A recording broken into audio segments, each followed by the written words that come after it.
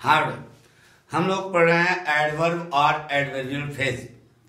Simple sentence synthesis में PQRS sequence of sentences, reordering of the sentences, ठीक है। जिसमें हमने इसके पहले वाले एपिसोड में एडवर्ब के बारे में पढ़ा था, ठीक है। 3 पॉइंट उसमें आपको क्लियर किए। यदि एडवर्ब पूरे वाक्य को मॉडिफाई करता है तो प्रायः वाक्य के शुरू में रखा जाता है। दूसरा पॉइंट बताया कि यदि एडवर्ब किसी इंट्रांसिटिव वर्ब को मॉडिफाई करता है तो उस इंट्रांसिटिव वर्ब के तुरंत बाद रखा जाता है। तीसरा पॉइंट बताया कि यदि एडवर्ब किसी ट्रांजिटिव वर्ब को मॉडिफाई करता है तो उस ट्रांजिटिव वर्ब के ऑब्जेक्ट के बाद रखा जाता है। क्लियर क्या? अब अभी एक पॉइंट बताया, एडवर्बियल फ्रेज क्या है। एडवर्बियल फ्रेज माने क्या होता है बेटा? ऐसा शब्द समूह, फ्रेज माने होता है शब्द समूह, ऐसा शब्द समूह जो क्रिया की विशेषता बता रहा हो, that is called adverbial phrase. यानी कि ऐसा शब्द समूह जो क्रिया विशेषण का काम करे, that is called adverbial phrase. इसके लिए आपको ध्यान एक सीक्वेंस है, वह आपको दिमाग में रखना पड़ेगा। सब्जेक्ट, वर्ब, ऑब्जेक्ट, ये तो मूल वाक्य होते हैं। क्या होते हैं? मूल वाक्य। सब्जेक्ट, वर्ब और ऑब्जेक्ट। इसके बाद जैसे ही वाक्य हम लोग आगे बढ़ाते हैं, कर्ता, क्रिया और कर्म के बाद जैसे ही वाक्य आगे बढ़ता है वैसे ही लगाना पड़ता है एडवर्बियल फ्रेज। यानी कि बिना एडवर्बियल फ्रेज के वाक्य आगे बढ़ ही नहीं सकता।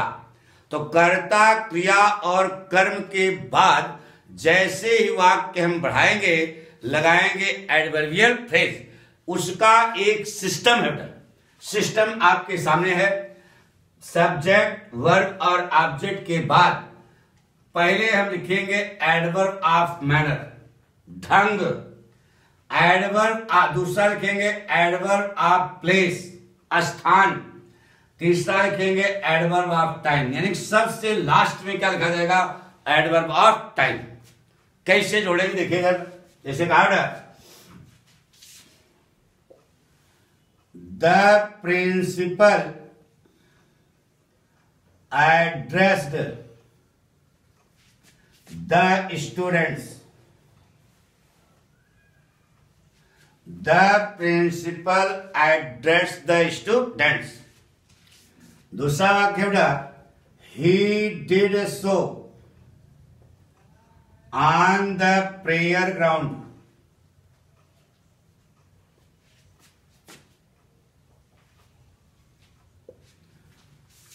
फिर तीसरा वाक्य बेटा, ही स्पोक फॉर 20 मिनट्स। चौथा वाक्य बेटा, ही डिड सो एंग्रीली। अब ये 4 वाक्य बेटा, इन चारों वाक्यों को जोड़कर हम लोग एक वाक्य बनाएंगे ना। कैसे बनाएंगे? देखो, यह सब्जेक्ट, यह वर्ब, यह ऑब्जेक्ट, ये तो पूरा सही है। यहां सेटिंग सही है। रीऑर्डरिंग करनी है तो अब यहां पर देखना बेटा। अब इन अर्थ मालूम ना, प्रधानाचार्य ने विद्यार्थियों को संबोधित किया। He did so on the player ground. उन्होंने ऐसा प्रार्थना स्थल पर किया। He spoke for 20 minutes. वह 20 मिनट तक बोले। He did so angrily. उन्होंने नाराजगी में ऐसा किया। तो अब सबसे पहले आपको पता करना पड़ेगा कि इन तीनों में एडवर्ब ऑफ मैनर कौन है।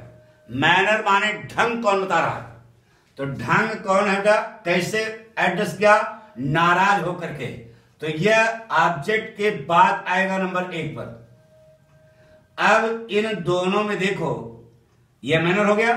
फिर इन दोनों में देखो कि प्लेस कौन है बेटा, तो देखो he did so on the prayer ground, यह एडवर्बियल फ्रेज है, यह नंबर 2 पे जाएगा।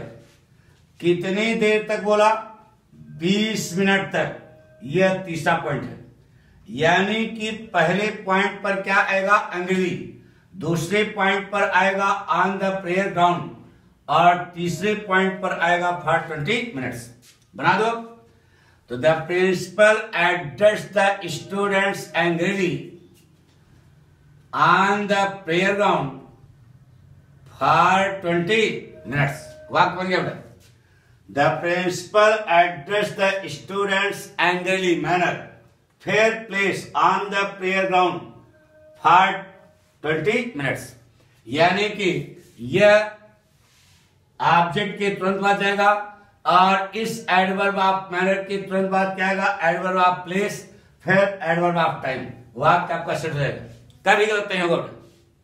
लेकिन अगर यह सीक्वेंस आपका नहीं है तो आपका वाक्य है गलत।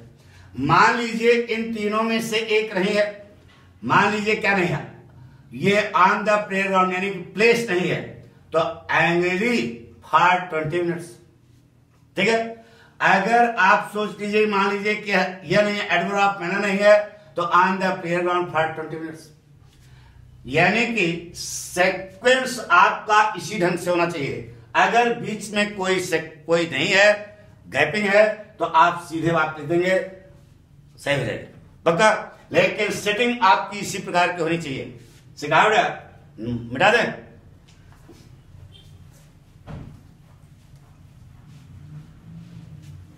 सिखावट Ravi wrote an essay, Ravi wrote an essay. दूसरा वाक्य है his writing was fair, he did so in the examination hall.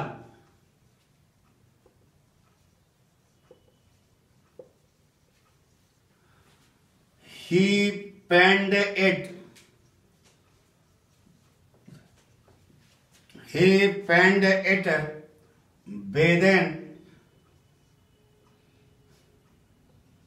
30 minutes. यह वाक्य है। रवि ने एक निबंध लिखा, यह कर्ता, यह क्रिया, यह कर्म, ये तो सही है, सब्जेक्ट वर्ब और ऑब्जेक्ट सही है। अब तीनों में से जोड़ना, तो हिज राइटिंग वाज फेयर। अभी पीछे आपको पढ़ा चुके कि दोनों वाक्यों में से एक वाक्य दूसरे वाक्य के वर्ग की विशेषता बताएगा, तो हम बना देंगे क्या, एडवर्ब। कौन सा शब्द विशेषता बता रहा है, फेयर। यह फेयर शब्द किसकी विशेषता है, राइटिंग की, तो इसको आप बना लीजिए एडवर्ब। क्या बन जाएगा, फेयरली। तो यह मैनर हो गया ना बेटा, यह नंबर 1 पर जाएगा। और यह ट्रांसिटिव वर्ब है, ट्रांसिटिव वर्ब है, ट्रांसिटिव वर्ब के ऑब्जेक्ट के बाद यही रखा जाएगा। He did so in the examination hall, यह एडवर्ब आप क्या हुआ, प्लेस, तो ही डिड सो, यह एडवर्ब आप प्लेस हुआ था, यह दूसरे नंबर पर जाएगा। He penned it within 30 minutes, 30 minute में इसने यह लिखा। यह निबंध कितनी देर में लिखा, 30 मिनट में, तो यह एडवर्ब ऑफ टाइम हो गया। तो यह सबसे लास्ट रहेगा, यह नंबर 3 पर होगा। पढ़ लो, आप बन गया। Ravi wrote an essay fairly in the examination hall within 30 minutes. कोई कठिन हो बता दो, पक्का मिटा दें। क्या बना, Ravi wrote an essay fairly in the examination hall, adverb of manner है, एडवर्ब ऑफ प्लेस है, within 30 minutes, adverb of time. पक्का मिटा दें।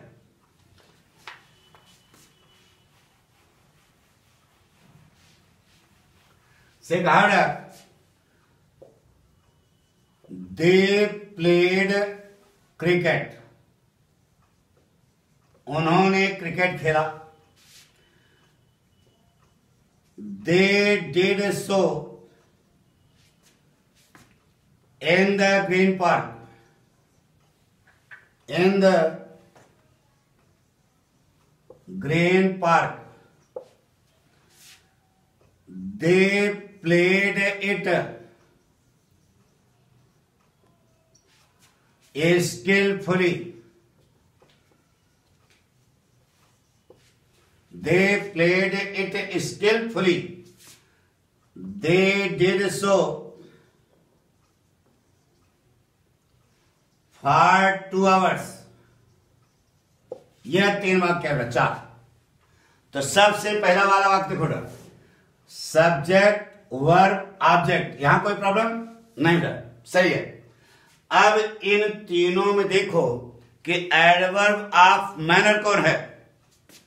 तो मैनर माने कुशलतापूर्वक, कुशलतापूर्वक मैनर हुआ तो they did it, they played it skilfully, यह एडवर्ब ऑफ मैनर है, नंबर 1 पर जाएगा। कहां खेला बोलो, दे did so in the green park, यह जगह है एडवर्ब ऑफ प्लेस, यह नंबर 2 पर जाएगा। और दे डिड सो फॉर 2 आवर्स, कितने घंटे, 2 घंटे, यह एडवर्ब ऑफ टाइम हो गया। तो दे डिड सो काट दो, ये जो बचा यह एडवर्ब ऑफ क्या हो गया, एडवर्बियल फ्रेज है, लेकिन यह सब विशेषता किसकी है अभी समझाते हैं। तो फॉर 2 आवर्स, यह नंबर 3 पर जाएगा। अब दे प्लेड क्रिकेट स्किलफुली, तो स्किलफुली विशेषता किसकी है, खेलने की विशेषता है। तो यह ट्रांसिटिव वर्ब है, ट्रांसिटिव वर्ब के ऑब्जेक्ट के बाद यहां लगेगा, सही है। फिर कहां खेला, इन द ग्रीन पार्क, खेलने की विशेषता, ग्रीन पार्क विशेषता क्या थी, खेलने की। और कितनी देर तक खेला, 2 घंटे तक खेला। तो यह सब घूम फिर करके क्या है, एडवर्बियल फ्रेज है जो विशेषता बता रहा है किसकी, प्लेड की। तो पढ़ो क्या बन गया, दे played cricket skilfully in the green park for 2 hours. अभी नहीं, पक्का बना लोगे, 8 थर्ड गुड।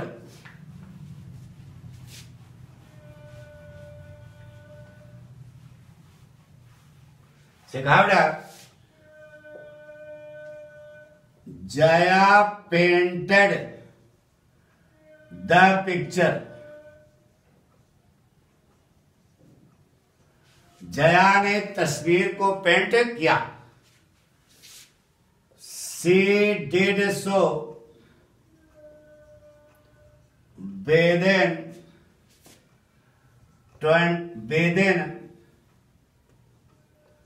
25 minutes, ठीक है। She painted it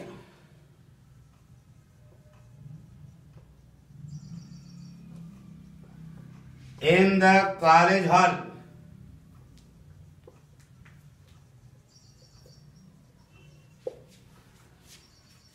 और हर पेंटिंग वाज ब्यूटीफुल। यह 4 वाक्य है, देखिए इधर, कर्ता, क्रिया, कर्म, सब्जेक्ट, वर्ब और ऑब्जेक्ट, यहां पर टच नहीं करना, पूरा वाक्य सही है। She did so within 25 minutes, उसने यह काम 25 मिनट में किया।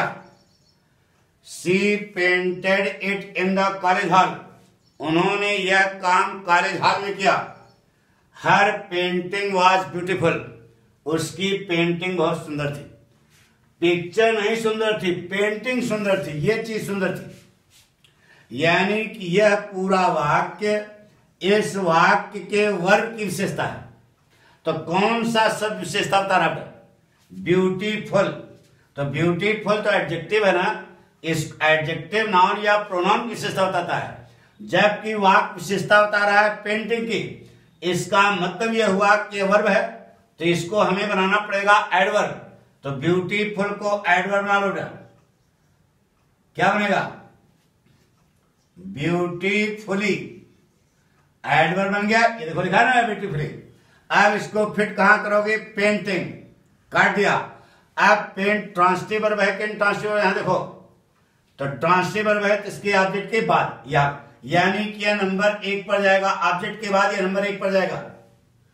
फिर बताइए पेंटिंग कहां की जगह, इन द कॉलेज हॉल, तो इन द कॉलेज हॉल यह नंबर 2 पर जाएगा। कितनी देर में, within 25 minutes, adverb of time सबसे लास्ट में लिखा जाएगा। सेंटेंस पढ़ो, बन गया बेटा।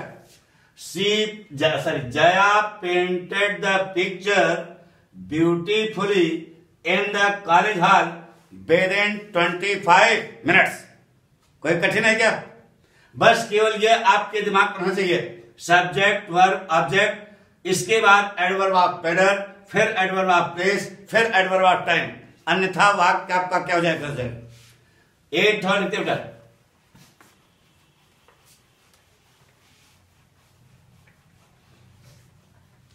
सिखाओ, प्रिया कुक्ड द फूड,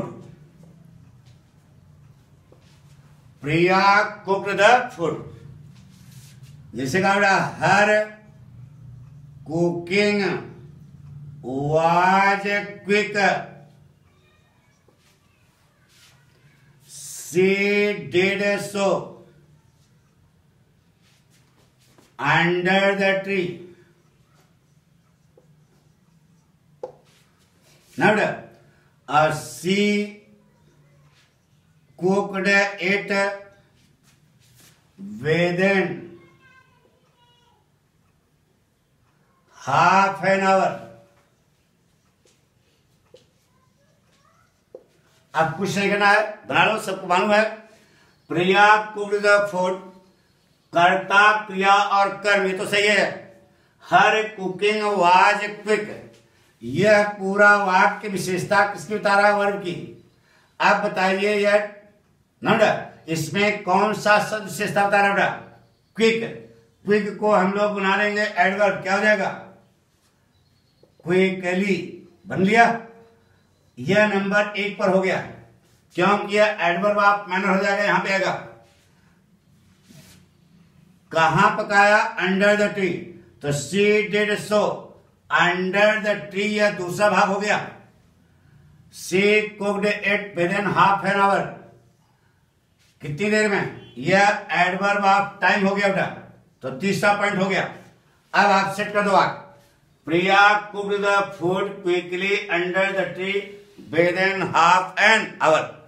हमें विश्वास है कि आपको यह पॉइंट 100% समझ आ गया होगा। इसके अलावा अगर आप कुछ करते हो तो आपका वाक्य गलत होगा बेटा। तो इसलिए ध्यान रखना, सब्जेक्ट वर्ब ऑब्जेक्ट के बाद एडवर्ब ऑफ मैनर, फिर एडवर्ब ऑफ प्लेस, फिर एडवर्ब ऑफ टाइम।